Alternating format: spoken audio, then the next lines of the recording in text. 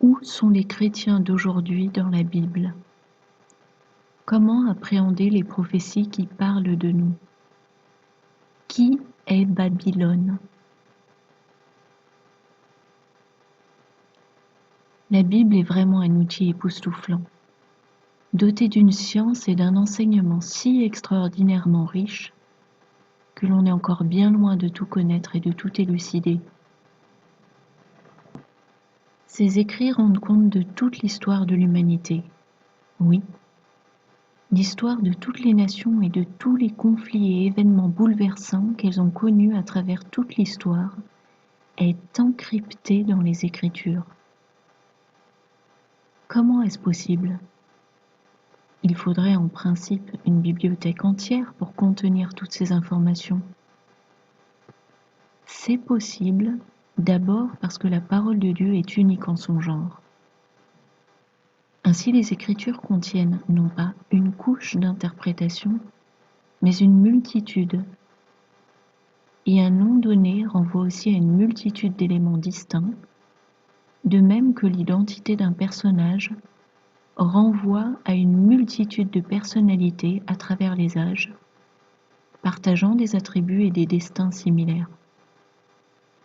Et d'autre part, les événements bouleversants et déterminants qui ponctuent l'histoire de l'humanité n'ont cessé de se répéter génération après génération, époque après époque. Comme il est dit en Ecclésiaste 1:9. Ce qui a été, c'est ce qui sera. Et ce qui s'est fait, c'est ce qui se fera. Il n'y a rien de nouveau sous le soleil. C'est la version crampon. Ou encore, ce qui est arrivé arrivera encore. Ce qui a été fait se fera encore. Rien de nouveau ne se produit ici-bas. C'est la version français courant. Premièrement, est-ce que l'Ancien Testament prophétise sur le devenir des chrétiens à notre époque et au-delà? Certains vous diront que non, et que le peu que nous savons se trouve dans Apocalypse et quelques petits indices çà et là dans les évangiles essentiellement. D'autres vous diront que oui, et que le peuple hébreu ayant bafoué son alliance avec Dieu à de multiples reprises à travers l'histoire, Dieu les a remplacés par les chrétiens avec qui il a fait alliance par le sang de Jésus. C'est ce qu'on appelle la théologie du remplacement. Mais cette théologie est erronée. Dieu n'est pas versatile, il ne change pas. Dieu n'a jamais renoncé à l'ancienne alliance, ou alliance de Moïse, qu'il a passée avec les Israélites sur le mont Sinaï. Et en dépit de l'infidélité des Israélites, Dieu témoigne encore et encore sa fidélité infaillible et renouvelle son alliance avec eux, comme on le voit tout au long des Écritures. Si l'on s'en réfère à la langue d'origine des manuscrits, on découvre que cette alliance est dite ancienne uniquement parce qu'elle est la première qui a été faite, et non pas comme ayant un caractère de désuétude, comme en rend témoignage ce verset. 2 Timothée 3,16. Toute écriture est inspirée de Dieu et utile pour enseigner, pour convaincre, pour corriger, pour instruire dans la justice. Et on lit aussi en Matthieu 5,18 « Car je vous le dis en vérité, tant que le ciel et la terre ne passeront point, il ne disparaîtra pas de la loi un seul iota ou un seul trait de lettre, jusqu'à ce que tout soit arrivé. » De la même façon, l'Ancien Testament n'est pas non plus dépassé et désuet pour les chrétiens, absolument pas. Même si le respect des commandements de Dieu n'a plus comme corollaire pour nous, chrétiens, le devoir d'application des ordonnances et prescriptions religieuses, ni les rites sacrificiels de la loi de Moïse, mais l'application de la loi de l'amour, car la foi en Jésus-Christ nous place sous la dispensation de la grâce. Notre Seigneur ayant accompli la loi pour nous. En En fait, l'Ancien Testament permet d'éclairer le Nouveau, et le Nouveau Testament permet d'éclairer l'Ancien. Ils se complètent à la perfection en s'expliquant l'un l'autre. Alors, de quelle façon l'Ancien Testament nous parle-t-il des plans de Dieu pour nous, chrétiens, à la fin de l'ère de l'Église et même au-delà dans le millénium? C'est ce que nous allons voir. Les Écritures nous parlent-elles de l'Amérique à la fin des temps? À première vue, on serait tenté de répondre non, car aucun des noms de peuples, de nations, ni villes dans les Écritures ne semble parler de l'Amérique, mais bien plutôt du Moyen-Orient. Ce qui est logique puisque l'épicentre du monde, le point de focus de Dieu, autrement dit, c'est sa terre sainte où Dieu a formé le dessein de conduire et installer son peuple. Or, à l'époque des Écritures, la nation américaine était très loin d'être fondée. Cependant, nous savons que Dieu ne laisse pas ses enfants dans l'ombre, mais qu'il les conduit en tout temps.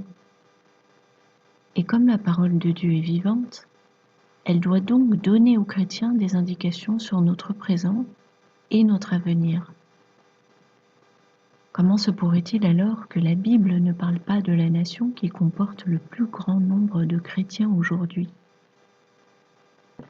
La nation qui, en raison de ses valeurs chrétiennes, se trouve être l'une des plus généreuses, voire la plus généreuse au monde en termes de dons, d'aide humanitaire, d'œuvres missionnaires et d'évangélisation.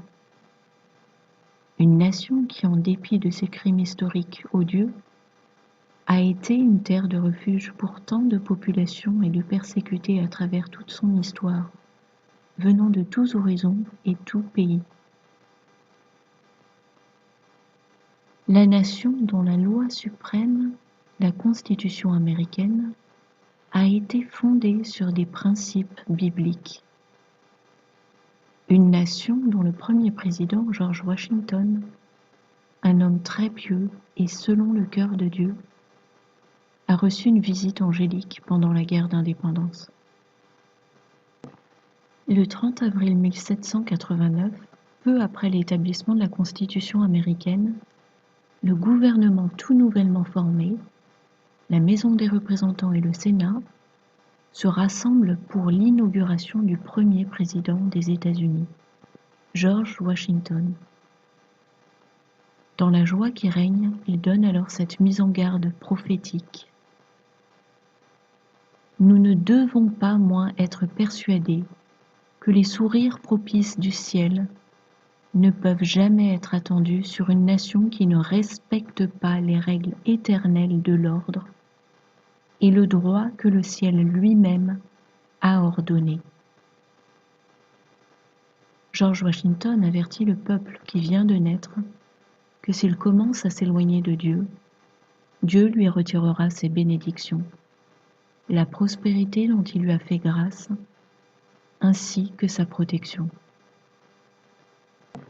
Après le discours de George Washington, ils se rendent tous à pied à la chapelle Saint-Paul, le seul édifice qui, bien que se trouvant très proche des tours jumelles, a été trouvé miraculeusement indemne lors de l'effondrement du World Trade Center.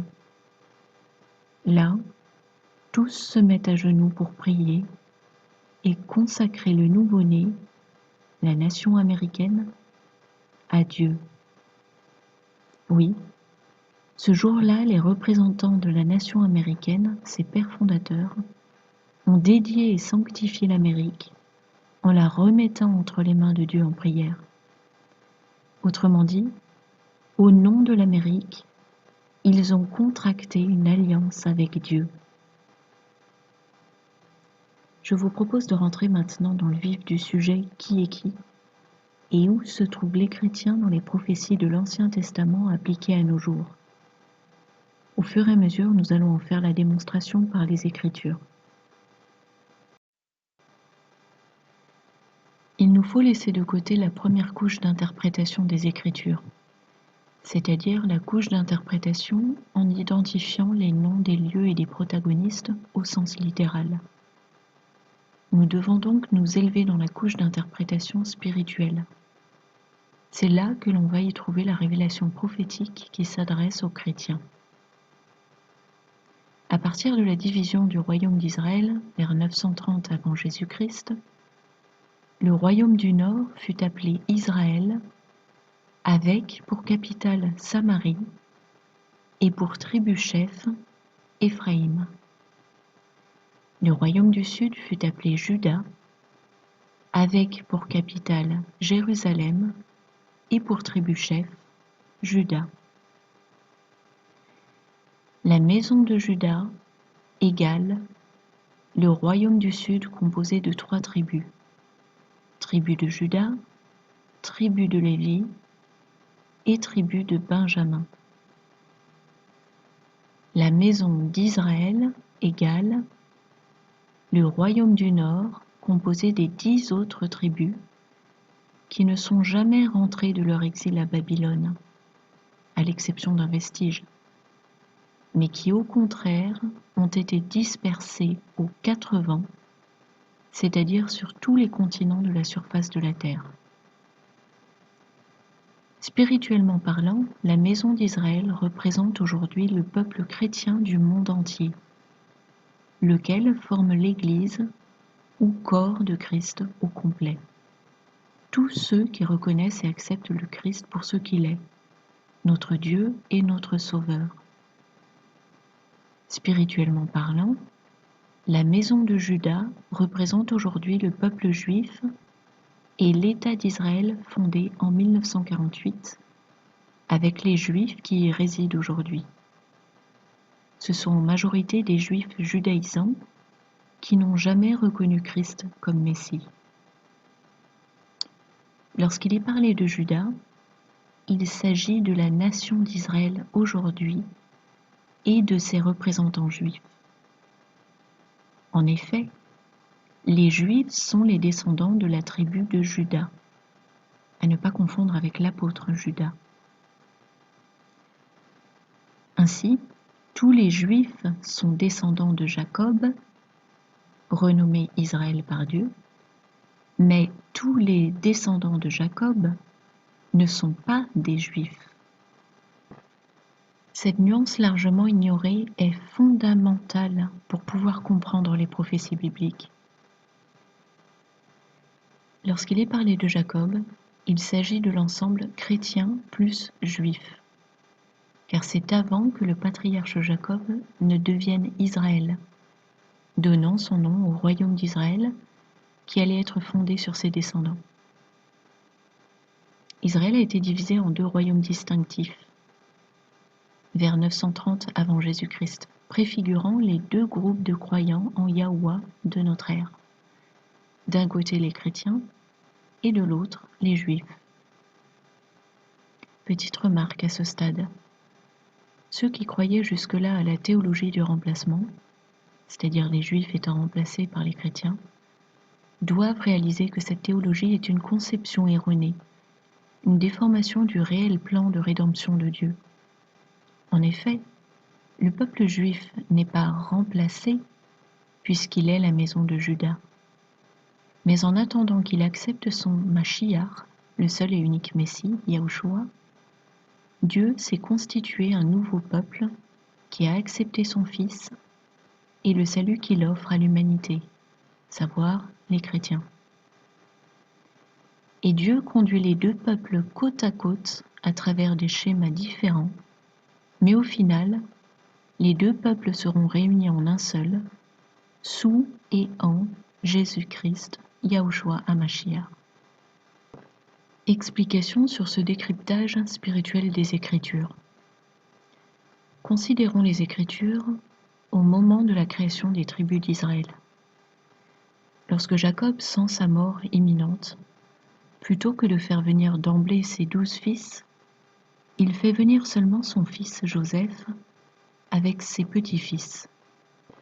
Et curieusement, au lieu de dédicacer une tribu à Joseph, il en dédicace 2. une pour chacun de ses petits-fils, qui sont fils de Joseph. En outre, lorsque Jacob bénit les 2 enfants de son fils Joseph, Dieu l'a fait croiser les mains et bénir Éphraïm le cadet et Manassé l'aîné, respectivement d'une façon singulière. Genèse 48, 14 à 19. Israël étendit sa main droite et la posa sur la tête d'Éphraïm qui était le plus jeune, et il posa sa main gauche sur la tête de Manassé. Ce fut avec intention qu'il posa ses mains ainsi, car Manassé était le premier-né. Il bénit Joseph et dit : que le Dieu en présence duquel ont marché mes pères, Abraham et Isaac, que le Dieu qui m'a conduit depuis que j'existe jusqu'à ce jour, que l'ange qui m'a délivré de tout mal, bénisse ses enfants. Qu'ils soient appelés de mon nom, et qu'ils multiplient en abondance au milieu du pays. Joseph vit avec déplaisir que son père posait sa main droite sur la tête d'Éphraïm. Il saisit la main de son père pour la détourner de dessus la tête d'Éphraïm et la diriger sur celle de Manassé. Et Joseph dit à son père : pas ainsi, mon père, car celui-ci est le premier-né. Pose ta main droite sur sa tête. Son père refusa et dit : je le sais, mon fils, je le sais. Lui aussi deviendra un peuple. Lui aussi sera grand. Mais son frère cadet sera plus grand que lui, et sa postérité deviendra une multitude de nations. La prophétie de Jacob sur Éphraïm indique donc qu'Éphraïm deviendra une multitude de nations. Cette multitude de nations renvoie aux États-Unis d'Amérique. En effet, l'Amérique est le seul pays chrétien au monde qui soit constitué d'une multitude de nations. C'est une confédération de nations et de peuples, le melting pot américain. Et il est remarquable que les États-Unis ont débuté en tant que 13 colonies britanniques, ce qui renvoie aux 13 tribus que Jacob a fondées et sur lesquelles il a prophétisé, Joseph étant représenté et remplacé par ses 2 fils. Et qui est donc Manassé, le frère aîné d'Éphraïm ? Éphraïm est arrivé après Manassé, et il lui est lié comme un frère. Manassé est donc la Grande-Bretagne. Sachant que les États-Unis ont commencé en tant que possession du royaume britannique sous la forme de 13 colonies. Donc, récapitulons. Aujourd'hui, Manassé représente la Grande-Bretagne, sans l'Irlande, et Éphraïm représente les États-Unis d'Amérique. Notez bien, Manassé et Éphraïm sont appelés Israël. C'est à cette fin que Dieu demande à Jacob, Israël, d'adopter les enfants de son fils Joseph, de sorte que Israël, dans les prophéties bibliques appliquées à notre époque, se rapporte à la Grande-Bretagne et l'Amérique. Et comme l'Amérique comporte une population majoritaire chrétienne issue de tous les pays et de toute origine, ainsi, Israël dans les prophéties représente le peuple chrétien à travers le monde, l'Église ou corps de Christ. Dans le livre d'Osée, on remarque qu'Israël est parfois appelé Éphraïm. Cela indique que la prophétie s'adresse spécifiquement à l'Amérique, ou plus exactement aux chrétiens de la nation américaine. Jusqu'en 1990, la population américaine était de confession chrétienne à plus de 86%, avec plus de la moitié d'entre eux attachés à une assemblée et priant. Ces chiffres sont remarquables et très significatifs, surtout si on compare à la foi chrétienne en France. Aujourd'hui, le peuple américain est la plus grande nation chrétienne sur Terre. et des chrétiens d'absolument toutes origines composent la population de l'Amérique, comme la carte que vous voyez en témoigne. L'Afrique étant représentée dans toute sa diversité d'origine par les Afro-Américains. Tout comme Éphraïm était la tribu leader du royaume du Nord, appelée du nom d'Israël, l'Amérique est le leader du monde chrétien, l'ensemble des chrétiens étant symbolisé par Israël dans les Écritures. Rien d'étonnant donc que le Seigneur s'adresse à son corps, que sont les chrétiens du monde entier, en parlant à des messagers de la nation leader qu'est l'Amérique. Si Éphraïm symbolise l'Amérique et Manassé la Grande-Bretagne, on s'interroge naturellement sur ce que représentent les autres tribus d'Israël. Remarquez qu'après avoir attribué une tribu à ses 2 petits-fils, Jacob fait venir ses 11 autres fils et il leur donne à chacun la bénédiction pour fonder l'une des tribus d'Israël. Nous savons que selon la loi de Moïse, l'aîné des fils d'une famille bénéficiait de droits d'aînesse. Or son fils aîné était Ruben, et au moment de mourir, Jacob prophétise sur Ruben et le peuple qu'il suscitera, que les bénédictions qui devaient lui revenir en tant qu'aîné lui sont retirées par Dieu en raison d'un grave péché qu'il a commis contre son père Jacob. Or, comme nous venons de le voir, ces bénédictions-là ont été remises au fils cadet de Joseph, Éphraïm. On lit en Genèse 49, 3 et 4, « Ruben, toi, mon premier-né, ma force et les prémices de ma vigueur, supérieur en dignité et supérieur en puissance, impétueux comme les eaux, tu n'auras pas la prééminence, car tu es monté sur la couche de ton père, tu as souillé ma couche en y montant. » La tribu de Ruben représente la nation française. Ruben était l'aîné des 12 fils de Jacob. Or, la France a été appelée dans la chrétienté à travers les âges fille aînée de l'Église. Cela n'est pas fortuit. Rien n'est le fruit du hasard dans les choses qui prennent part au plan de Dieu. La France a été ainsi appelée parce que son premier roi, Clovis, se convertissant au christianisme en 496, a été le premier roi chrétien de l'histoire, donnant naissance à une première dynastie de rois chrétiens et faisant dès lors de la France la première royauté chrétienne ou premier royaume chrétien. Et ce, à l'image de Ruben, qui étant l'aîné de tous, a été la première tribu d'Israël à recevoir son territoire en partage. Voir Josué 13, 8. En tant qu'aîné, la France a eu ses temps de gloire, notamment au travers d'un vaste empire. En tant qu'aîné des 12 enfants de Jacob, Ruben a prévalu longtemps sur la fratrie, avant que ne viennent au monde les enfants de Joseph, Manassé, puis Éphraïm. C'est ce qu'illustre la carte que vous voyez. Et il est très intéressant de noter qu'au moment où Éphraïm a reçu l'onction de la prééminence sur les 12 frères, fils de Jacob, c'est-à-dire au moment de la fondation des États-Unis d'Amérique, Ruben a perdu la prééminence associée à sa qualité d'aîné pour être monté sur la couche de son père Jacob.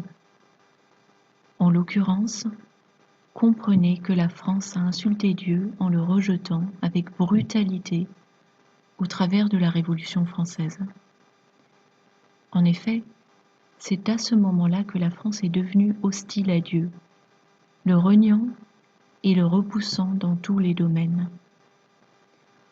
Au même moment, l'Amérique faisait alliance avec Dieu et l'affermissait dans sa constitution qui est inspirée et fondée sur les valeurs bibliques, donc sur la justice divine.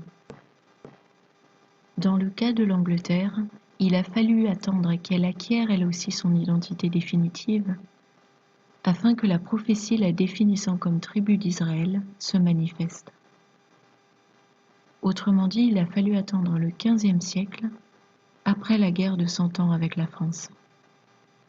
Les premiers colons ayant été germaniques, et cette terre a aussi été sous domination française par la conquête du duc de Normandie en 1066.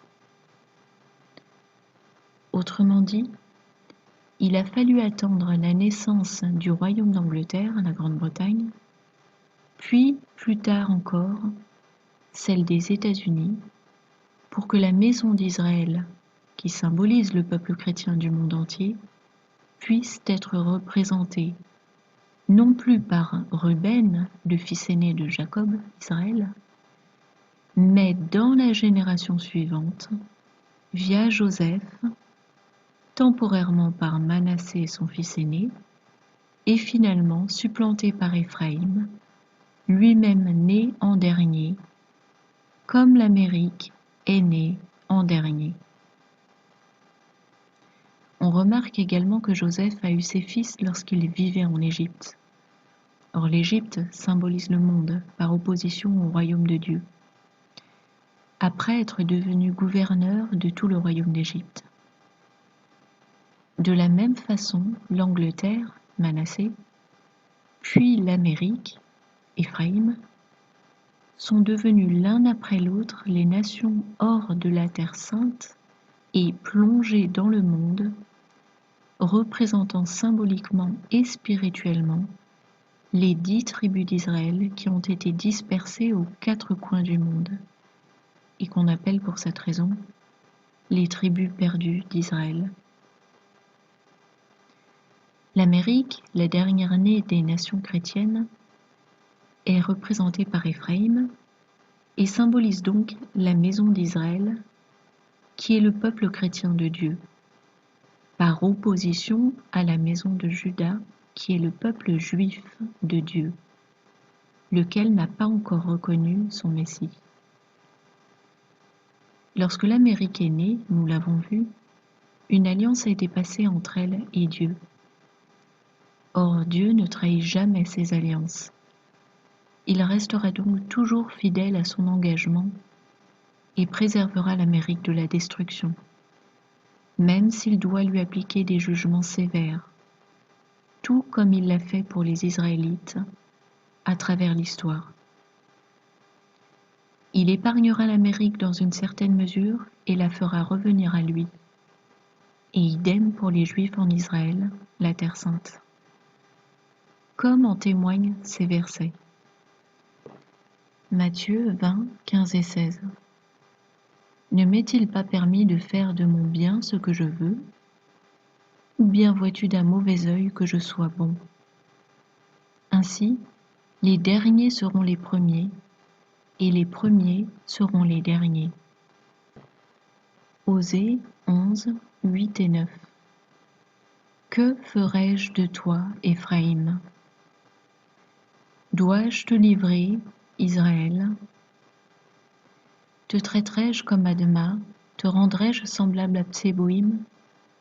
Mon cœur s'agite au-dedans de moi. Toutes mes compassions sont émues.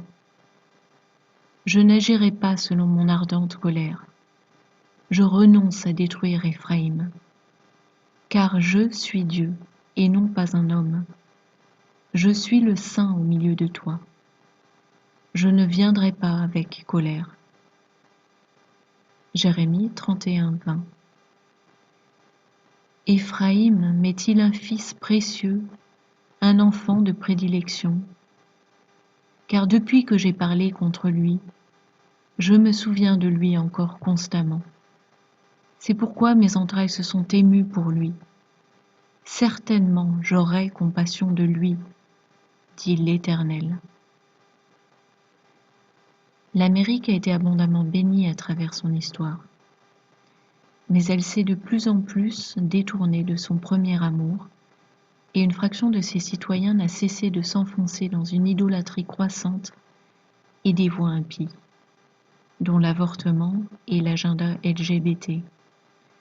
Elle va donc en payer le prix. L'Amérique est en train d'être jugée par Dieu. et les jugements vont aller crescendo jusqu'à ce que Dieu ait récupéré sa place dans le cœur des Américains. C'est ainsi que les chrétiens d'Amérique reviendront pleinement à Dieu. L'Amérique offrira un refuge pour ses enfants qui suivent Dieu. Comme l'a dit le Seigneur, l'Amérique sera un refuge pour elle-même. Ce vestige prospérera dans les lieux qui auront été protégés de l'ennemi par la main de Dieu.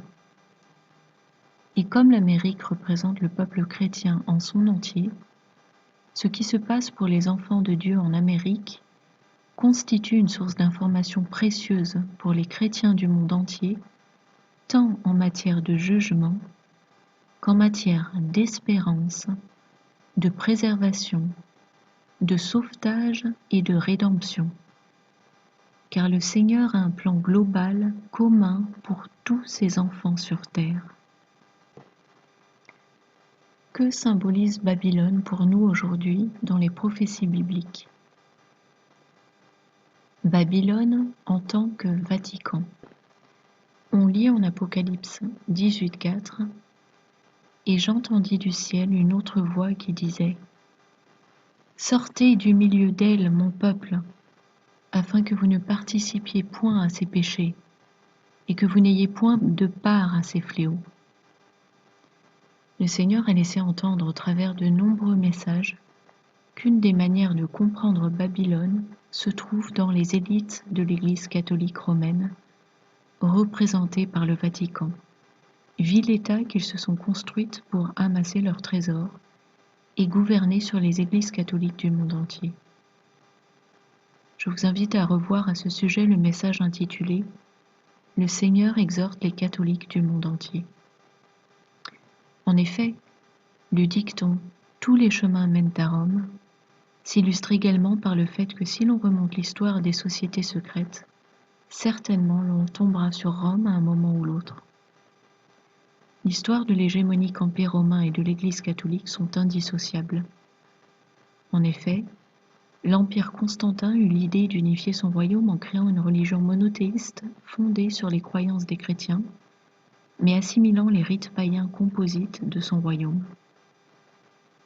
Certes, les chrétiens cessèrent dès lors d'être persécutés à mort, mais cela marqua également le début de la chute de la Sainte Église initiée par Christ au travers de ses apôtres et premiers disciples, les pères de l'Église primitive racontés dans Actes. L'Église catholique devint alors une institution de plus en plus puissante, avec ses papes autoproclamés, et elle étouffa les vestiges de l'Église primitive. Elle devint si puissante qu'à la chute de l'Empire romain, son influence très forte a continué malgré tout, au travers de l'Église catholique et de sa papauté. Dès le départ, les hauts dignitaires de l'Église catholique ont été de faux disciples de Jésus et ont pratiqué les arts occultes. Et dans cette religion nouvellement créée par Constantin, les rites païens et idolâtres qui ont corrompu la pureté apostolique de l'Église primitive trouvent leur origine dans l'ancienne Babylone, justement.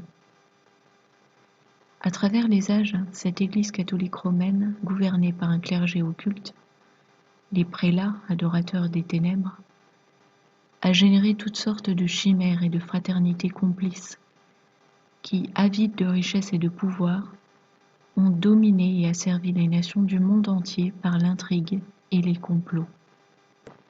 Babylone symbolise beaucoup de choses et d'entités parce que d'une part, comme vous le savez désormais, la parole a de multiples couches d'interprétation, et aussi parce que Babylone s'est illustrée non seulement par l'ampleur de son idolâtrie, mais aussi dans tous les domaines, par sa puissance politique et militaire, son économie florissante, ses opulentes richesses, en passant par ses sacrifices humains abominables de nouveau-nés et son avidité de pouvoir et d'auto-exaltation au travers de la construction de la tour de Babel.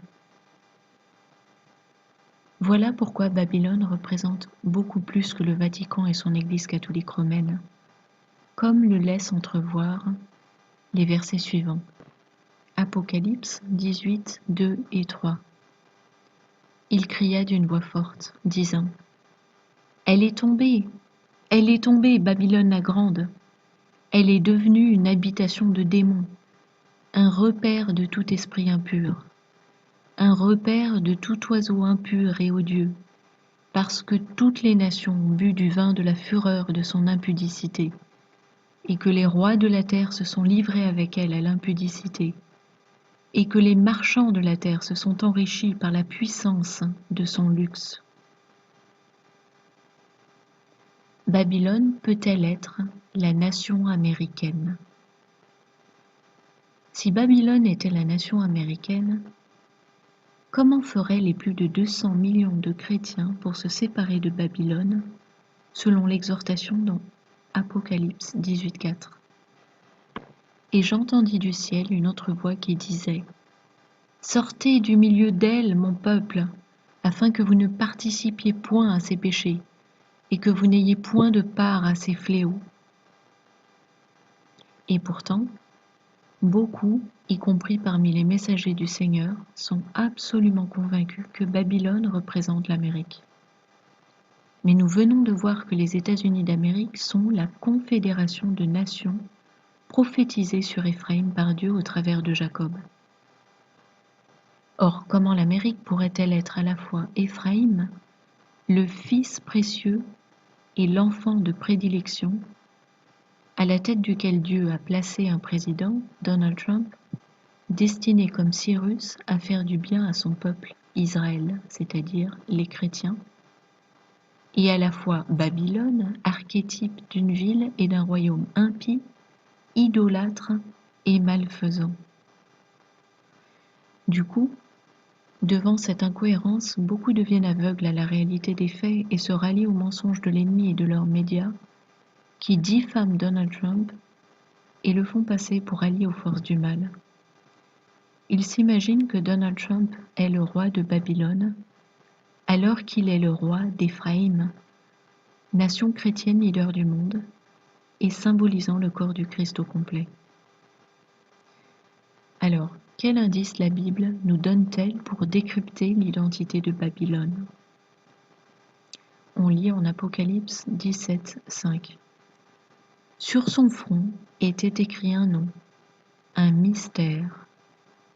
Babylone la grande, la mère des impudiques et des abominations de la terre. L'Amérique, la dernière née des nations chrétiennes, peut-elle être la mère des impudiques et des abominations commises sur la terre ? Non, car ces choses ont eu cours depuis la nuit des temps, depuis l'ancienne Babylone même, et se sont manifestées sur la face du monde entier, et non pas seulement en Amérique.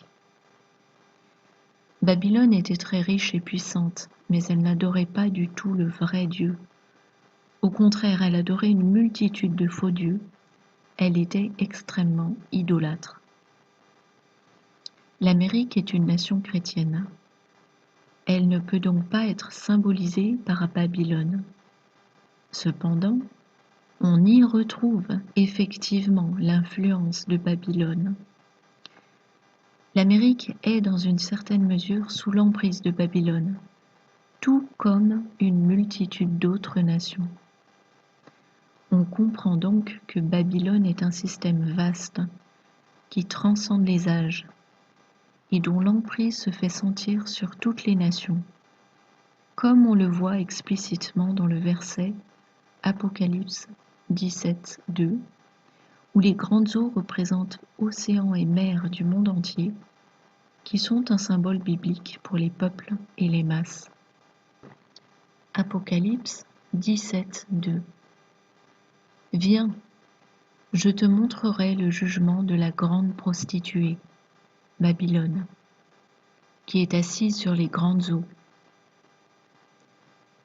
Pensez aussi aux Israélites lorsqu'ils ont été déportés à Babylone. Ils se sont mis à imiter leurs pratiques idolâtres jusqu'à passer au feu leur premier-né.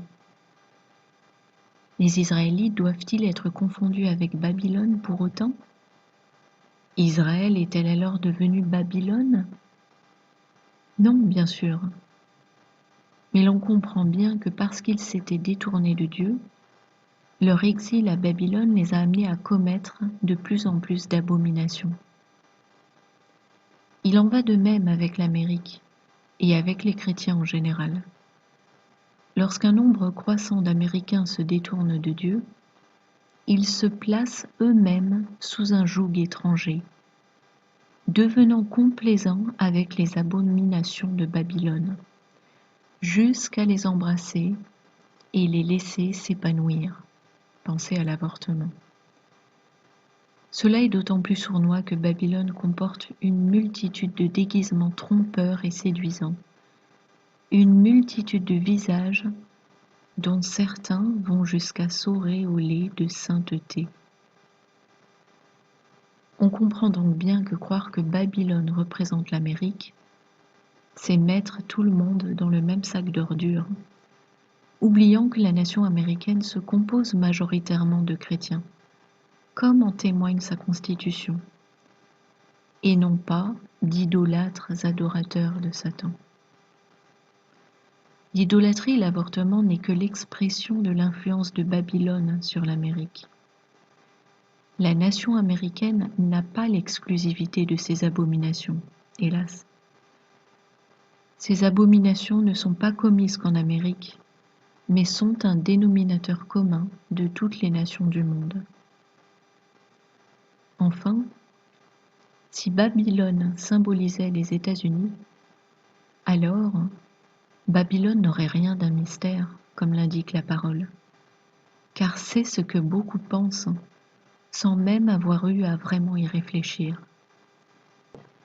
Et de là, faisant abstraction de toute réalité, niant les fruits manifestés, ils déduisent que Donald Trump serait la tête de Babylone et qu'il œuvrerait donc pour le camp de l'ennemi. Babylone est une entité mystérieuse, nous dit l'Écriture. Son identité exacte et exhaustive demeure cachée à la face du monde.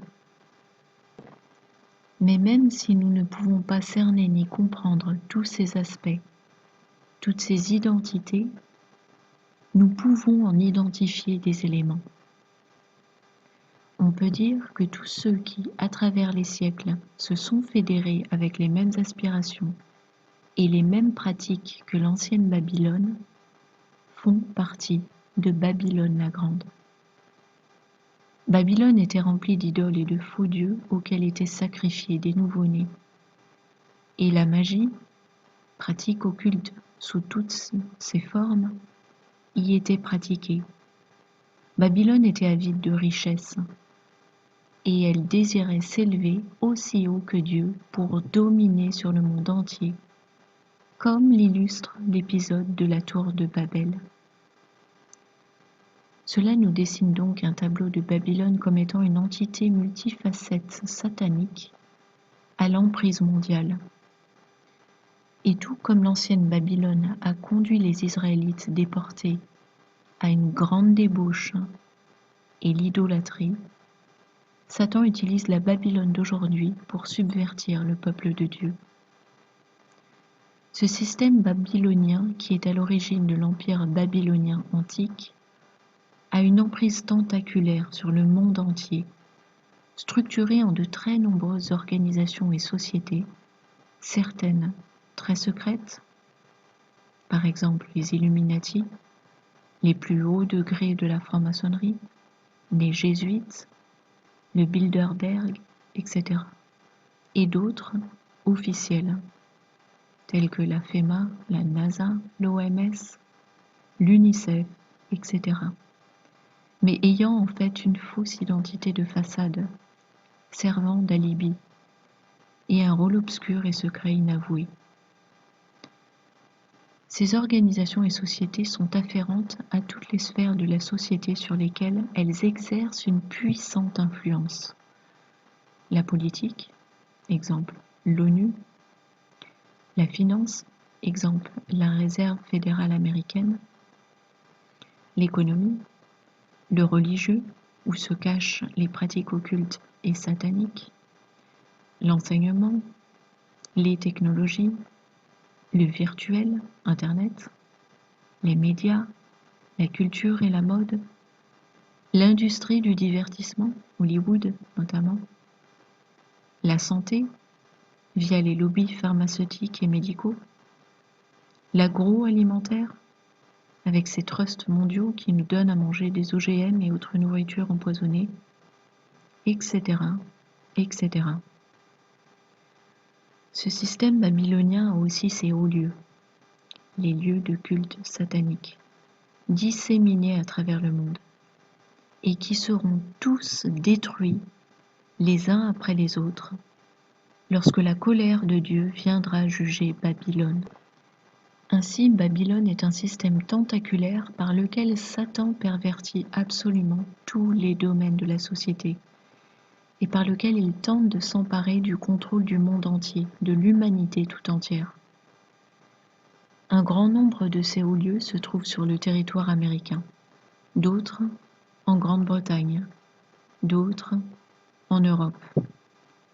Le Vatican dans Rome, à Berlin en Allemagne, où siège l'autel de Zeus, ramené tout droit de Pergame, appelé siège de Satan dans Apocalypse chapitre 2, à Bruxelles, en Belgique, où siège la Commission européenne, à Strasbourg, en France, où siège le Parlement européen, qui a été construit selon le modèle de la tour de Babel, en Suisse, où se trouve le CERN, etc., etc.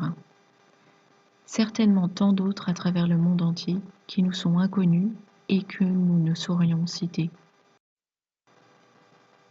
Marquons une pause ici, gardant en tête tout ce qui vient d'être expliqué. Est-ce à dire que le Seigneur ne peut pas appeler l'Amérique Babylone lorsqu'il réprimande la nation américaine dans ses messages?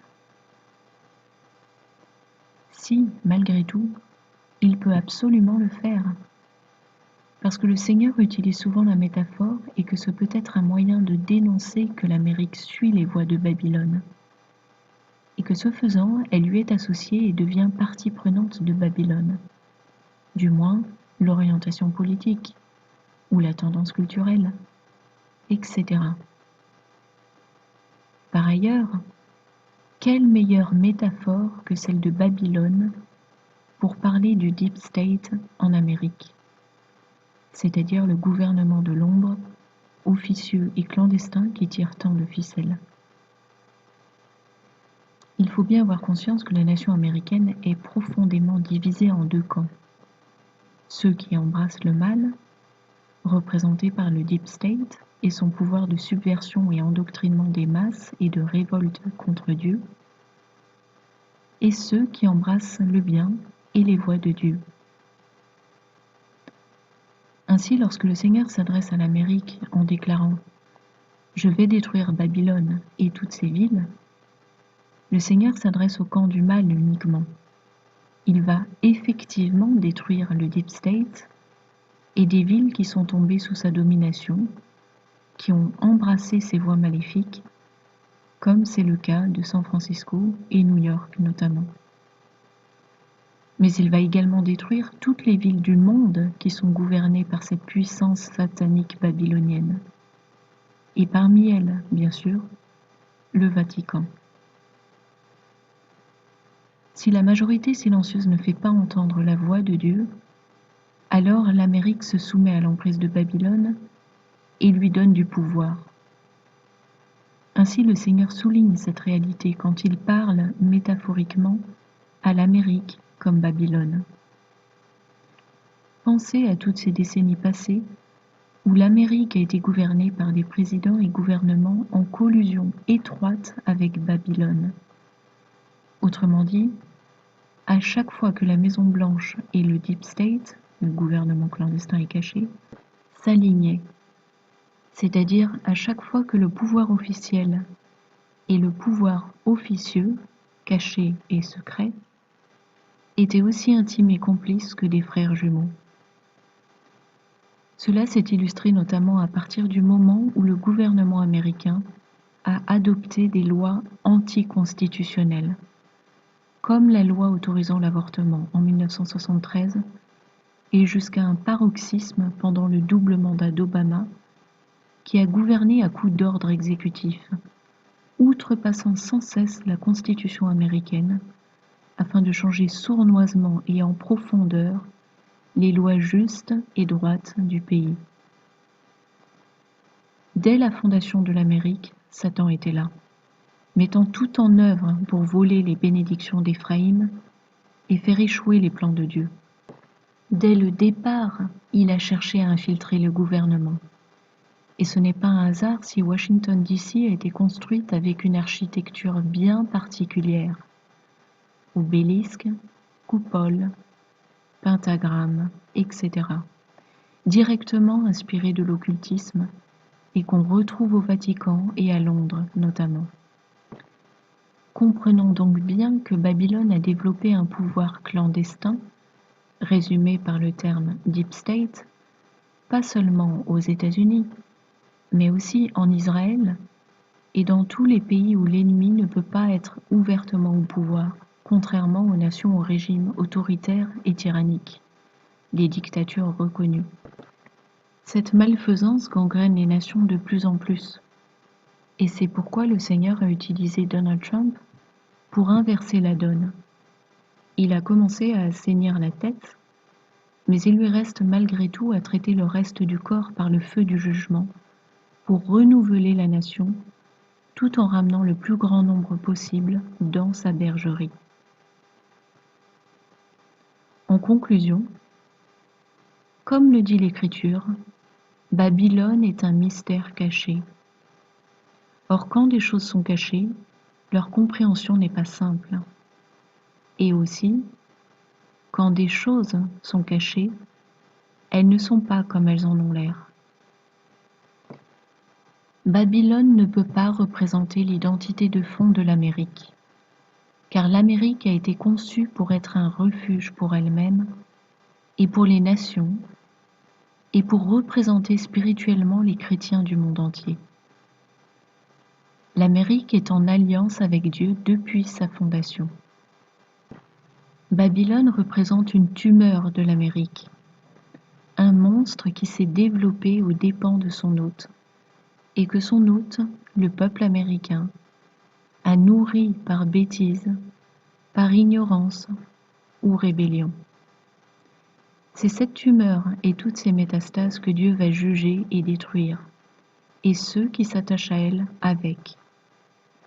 Babylone USA n'est que la tumeur de l'Amérique, mais pas l'Amérique elle-même, car Babylone cherche à détruire l'Amérique. De la même façon, si une tumeur se développe en nous, elle est une anomalie et ne nous définit pas, n'étant pas la véritable nature de notre corps, mais cherchant à nous tuer. Dans le cas du Vatican, il est la tumeur elle-même. C'est pourquoi sa totale destruction est scellée depuis sa création. Ainsi, une chose est sûre, les chrétiens peuvent tous se réjouir de la chute annoncée de Babylone par les prophéties actuelles. C'est une bonne chose pour l'Amérique comme pour le monde entier. Cependant, toutes les nations qui se prostituent avec Babylone seront affectées par le jugement de Babylone, pas seulement l'Amérique. Et la purge de Babylone d'entre les nations qui choisiront de revenir au Seigneur ne se fera pas sans douleur. Mais hélas, l'homme rebelle n'apprend que par la douleur. Cela étant dit, vu tout ce que recouvre Babylone, la chute complète de ce qu'elle abrite ne se fera certainement pas en un jour, mais peu à peu, un bastillon après l'autre. Par la grâce de Dieu, le pouvoir légitime en Amérique a été enfin remis entre les mains d'un homme intègre et au service des plans de Dieu, Donald Trump. Et le Seigneur utilise activement cet homme pour faire revenir ces brebis de la nation américaine, Éphraïm, à lui, et en même temps amener la chute de Babylone. Dans le même temps, la séparation et le fossé se creusent entre brebis et chèvres, entre ceux qui choisissent le Seigneur et ceux qui s'enfoncent dans la rébellion, tant au niveau des nations qu'à un niveau individuel. Et cela prépare le terrain pour l'Antéchrist et son règne. Un règne de courte durée, mais infernal et enflammé, ce qui correspond au jugement divin sur l'humanité rebelle, avec le règne de l'enfer sur terre jusqu'à son paroxysme. Lorsque la terre, sous l'effet du feu et du soufre s'écoulant des entrailles de la terre, les éruptions volcaniques planétaires sans précédent, et le feu et le soufre versés du ciel, deviendra un lac de feu et de soufre pour être purifié de toutes ces abominations et débarrassé des êtres déchus, les Néphilim, livrés.